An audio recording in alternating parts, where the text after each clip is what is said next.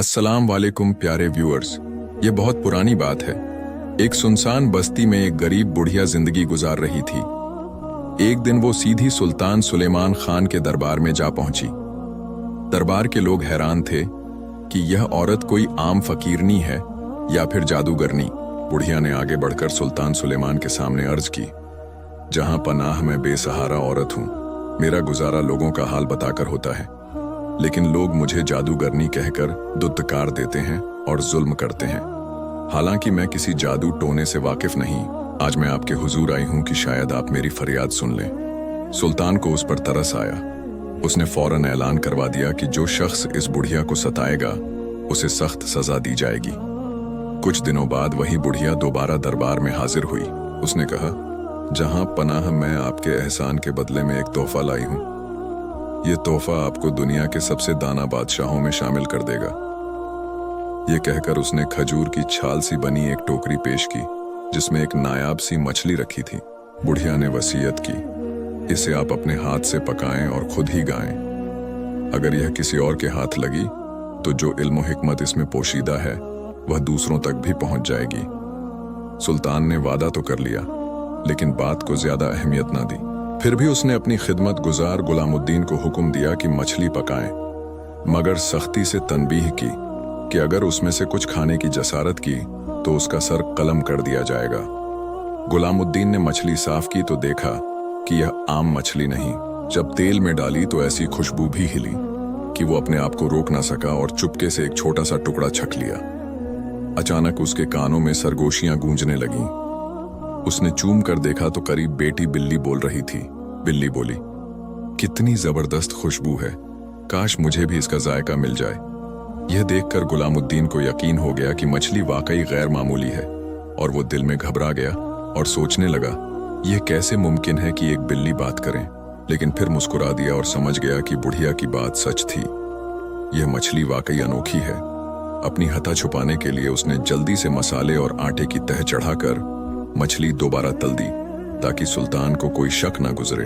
वक्त आया तो सुल्तान सुलेमान खान ने बड़े शौक से वह मछली खाई और खाने के बाद कहा, गुलामुद्दीन घोड़े तैयार करो, हम आज जंगल की सैर करेंगे। दोनों घोड़ों पर सवार होकर निकले। जंगल की हवा और कुल्ली फिजा ने गुलामुद्दीन को महू कर दिया। अचानक उसने सुना कि उसका घोड़ा दूसरे घोड़े से कह रहा है, कितना सुकून है यहाँ। अस्तबल की कैद के बाद खुली फिजा में दौड़ने का मजा ही कुछ और है। सुल्तान का घोड़ा बोला, हाँ, लेकिन अफसोस, हम चाहकर भी आजाद नहीं हो सकते। अगर मैं जरा तेज दौड़ूं तो मेरा सवार जमीन पर गिरकर चकनाचूर हो जाएगा। यह सुनकर गुलामुद्दीन बेहतियार हंस पड़ा। सुल्तान चौंक गया और सख्त लहजे में पूछा, किस बात पर हंस रहे हो? गुलामुद्दीन घबरा कर बोला, जहां पनाह अचानक एक पुरानी बात याद आ गई थी। उस पर हंसी निकल गई, लेकिन सुल्तान के दिल में शक बैठ गया। उसे बुढ़िया की वसीयत याद आने लगी और वह सोचने लगा कि शायद गुलामुद्दीन वाकई मछली का राज जान चुका है। महल वापस आकर सुल्तान ने गुलामुद्दीन को हुक्म दिया, मेरे करीब खड़े होकर यह पानी का प्याला थामे रखो, जब तक मैं खाना खत्म न कर लूं। गुलामुद्दीन खामोशी से हुक्म बजा ला रहा था कि अचानक दो परिंदे महल के अंदर आ गए। एक की चोंच में सुनहरी बाल की लट थी। वह दूसरे परिंदे से बोला, यह देख, यह उसी शहजादी के बाल हैं जो बिल्कुल सोने जैसे हैं। दूसरा परिंदा झपट्टा मारकर लट छीनना चाहता था, मगर वह जमीन पर गिर गई और सिक्के सी आवाज आई। यह मंजर देखकर गुलामुद्दीन के हाथ से पानी का प्याला छूट गया और वह घबराकर पीछे हट गया। सुल्तान ने तेज नजरों से उसे घूरा और कहा, अब तू इनकार नहीं कर सकता, जरूर तूने मछली खाई है, वरना परिंदों की बातें कैसे समझ सकता है? गुलामुद्दीन कांपने लगा, जमीन पर गिरकर हाथ बांध लिए और लरसती आवाज में कहा, जहां पनाह यह शैतान का बहकाना था, मुझसे गलती हो गई, माफ कर दीजिए। सुल्तान ने गुस्से में तलवार निकाली, लेकिन जैसे ही वो वार करने के करीब हुआ, उसकी नजर जमीन पर पड़ी सुनहरी लट पर ठहर गई। वो चौंक गया, लट को उठाया और रोशनी में देखा। वो लट सूरज की किरणों की तरह चमक रही थी। सुल्तान ने कहा, गुलामुद्दीन, अगर इस सुनहरी लट की मालिक शहजादी को ढूंढ लाया तो मैं तेरी जान बख्श दूंगा, वरना तेरी गर्दन महल के दरवाजे पर लटकी होगी। बेबस, गुलामुद्दीन कुछ अशरफियां और राशन लेकर सफर पर निकला। कई दिन वो बयाबानों, सहराओं और जंगलों में भटकता रहा। भूख और प्यास ने उसे निडाल कर दिया। एक रात उसने आंखें बंद करके दिल ही दिल में तौबा की, या अल्लाह, अगर इस बार जान बच गई तो कभी किसी गैर की चीज को हाथ नहीं लगाऊंगा। इसी लम्हे उसने देखा कि एक दरख्त के नीचे आग लगी हुई है और आग तेजी से चींटियों के बड़े घोंसले की तरफ बढ़ रही है। हजारों चींटियां अपनी औलाद को बचाने के लिए इधर उधर भाग रही थीं। गुलामुद्दीन फौरन घोड़े से उतरा, टहनियां हटाई, मिट्टी डालकर आग बुझा दी। चींटियां खुशी से शोरगुल करने लगीं। कुछ देर बाद चींटियों की मलका उसके करीब आई और बोली, ए इंसान, तेरा यह एहसान याद रखा जाएगा। वक्त आने पर हम जरूर तेरी मदद को पहुंचेंगे। यह सुनकर गुलामुद्दीन हैरत में डूब गया और अपनी राह चल दिया। चलते चलते वह समंदर के किनारे जा पहुंचा। वहां 3 मछेरे बैठे थे। उन्होंने उसे देखकर पूछा, ओ अजनबी, कहां का इरादा है? गुलामुद्दीन ने जवाब दिया, मैं उस शहजादी को ढूंढने निकला हूं जिसके बाल सोने जैसे हैं। क्या तुमने उसके बारे में सुना है?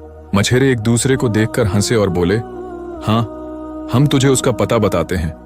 हमारी कश्ती में बैठ जा, हम तुझे वहां ले चलेंगे। गुलामुद्दीन खुशी खुशी कश्ती पर सवार हो गया, लेकिन जैसे ही कश्ती समंदर के बीच पहुंची, वो मछेरे उस पर टूट पड़े।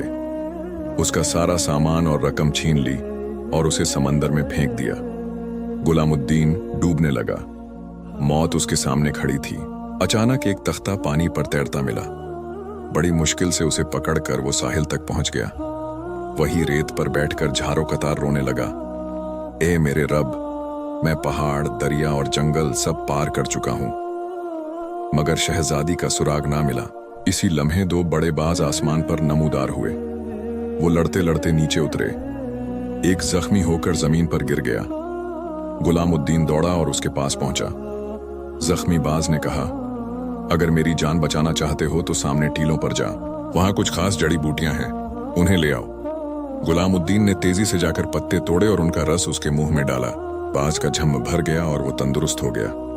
बाज ने शुक्रगुजारी से कहा, ए इंसान, तेरा दिल नेक है, इसलिए अल्लाह ने तुझे मेरी मदद के लिए भेजा। अब बता, तू इस वीराने में क्या तलाश कर रहा है?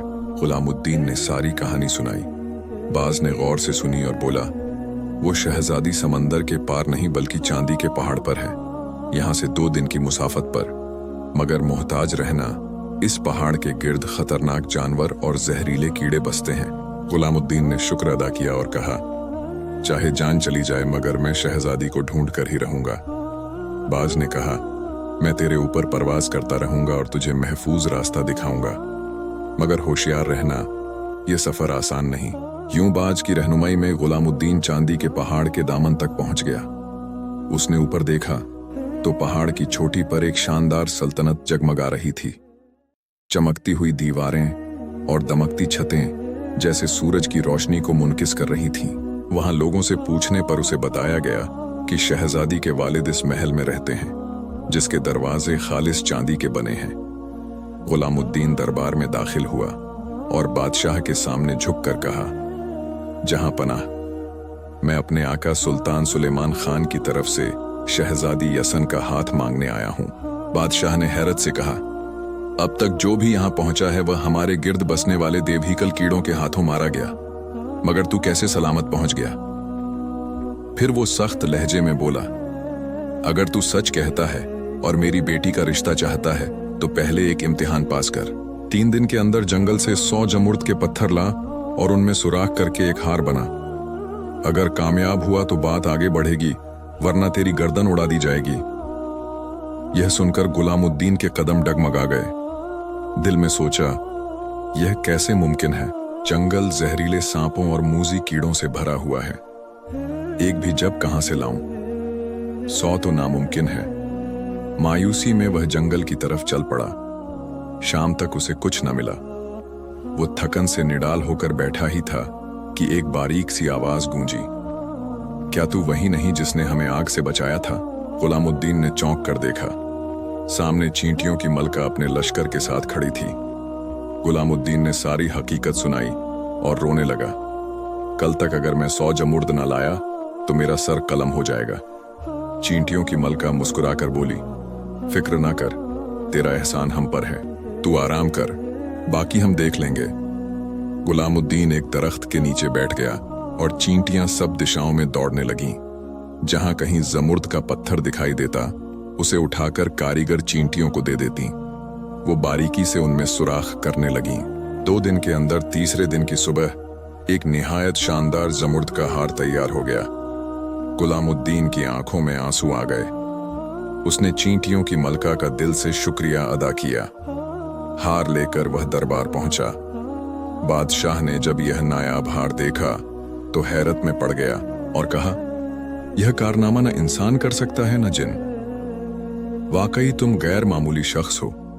मैंने यह शर्त महज इसीलिए रखी थी कि मेरी बेटी का रिश्ता कोई ऐसा शख्स लेकर आए जो अपनी अजमत साबित कर सके, और आज तुमने यह कर दिखाया। इसी शाम बादशाह ने एक बड़ी दावत रखी। हाल रोशनियों से जगमगा रहा था। जब शहजादी यसन पर्दे के पीछे से नमूदार हुई तो उसके सुनहरे बाल सूरज की किरणों की तरह दमक रहे थे। गुलामुद्दीन ने जब पहली बार उसे देखा तो उसकी सांस रुक गई। यसन भी उसकी जानिब मुस्कुरा दी। बादशाह ने सबके सामने ऐलान किया, यह नौजवान वो है जिसने नामुमकिन को मुमकिन बनाया है। अब यह मेरी बेटी के निकाह के लायक है। लेकिन यसन के दिल में एक कशमकश जाग उठी। वो जानती थी गुलामुद्दीन सिर्फ पैगाम लाने वाला है और असल रिश्ता तो सुल्तान सुलेमान खान के लिए आया है। फिर भी गुलामुद्दीन की सच्चाई और बहादुरी ने उसके दिल को जीत लिया। यसन ने धीरे से कहा, गुलामुद्दीन, क्यों ना तुम यहीं हमारे साथ रह जाओ। हम दोनों निकाह कर लें और अपनी जिंदगी इसी सल्तनत में गुजारें। गुलामुद्दीन ने जवाब दिया, मैं तो एक खादिम हूं, शहजादों के बराबर कहां। यसन ने नरमी से कहा, असल शान ओहदे से नहीं, अमल और नियत से पहचानी जाती है। तुम्हारे अंदर की सच्चाई तुम्हें सबसे बड़ा बनाती है। वक्त गुजरता गया और यसन के दिल में गुलामुद्दीन के लिए मोहब्बत पुख्ता होती गई। लेकिन जब वो वाबे सल्तनत पहुंचे तो सुल्तान ने अपनी असलियत दिखा दी। उसने गुलामुद्दीन को बाग में संतरे लेने भेजा और खुफिया तौर पर सिपाहियों को इशारा किया कि उसे खत्म कर दो। एक सिपाही ने पीछे से खंजर मारा। गुलामुद्दीन जमीन पर गिर पड़ा। यह मंजर यसन ने अपनी आंखों से देखा। वह दौड़ती हुई बाग में आई और उसने वही जादुई पत्ते गुलामुद्दीन के लबों से लगाए। अल्लाह के हुक्म से गुलामुद्दीन का झम्म भर गया और वह दोबारा जी उठा। फिर दोनों ने भागने की कोशिश की, लेकिन सुल्तान आ गया और उसने जादुई पौधे का रस मांगा। यसन ने बताया कि सब गुलामुद्दीन को दे चुकी हूं। सुल्तान ने जबरदस्ती करवाई, मगर रस ना निकला और वह खुद ही जख्म से मर गया। महल के सिपाही भड़क उठे, लेकिन इसी वक्त एक हाजमा ने ऐलान किया, यही हमारे असल सुल्तान हैं। गुलामुद्दीन दरअसल पिछले बादशाह के छुपाए हुए बेटे हैं। उनके बाजू पर वही निशान है जो शाही खानदान में नस्ल दर नस्ल चलता आया है। सिपाहियों ने गुलामुद्दीन को सुल्तान तस्लीम किया। कुछ दिन बाद यसन और गुलामुद्दीन का निकाह हुआ। उनकी सल्तनत अदल व इंसाफ से भरी, रया खुशहाल हुई और उनकी नस्ल को लोग हमेशा नेक नामी से याद करने लगे। यूं गुलामुद्दीन और शहजादी यसन की कहानी कामयाबी और मोहब्बत पर खत्म हुई। तो मेरे प्यारे व्यूअर्स, इस कहानी से हमें यह सबक मिलता है कि नेक नीयत, सच्चाई और दूसरों की मदद कभी जाया नहीं जाती। गुलामुद्दीन ने जब चींटियों और बाज की मदद की तो वही नेकियां उसके मुश्किल वक्त में उसके काम आईं और उसे कामयाबी दिलाई। यह भी सबक है कि असल अजमत माल दौलत या ओहदे में नहीं, बल्कि इंसान के किरदार, बहादुरी और नेक आमाल में होती है। जो दिल से खुलूस रखता है और जुल्म के खिलाफ डट कर खड़ा होता है, अल्लाह उसे इज्जत, कामयाबी और खुशी अता करता है।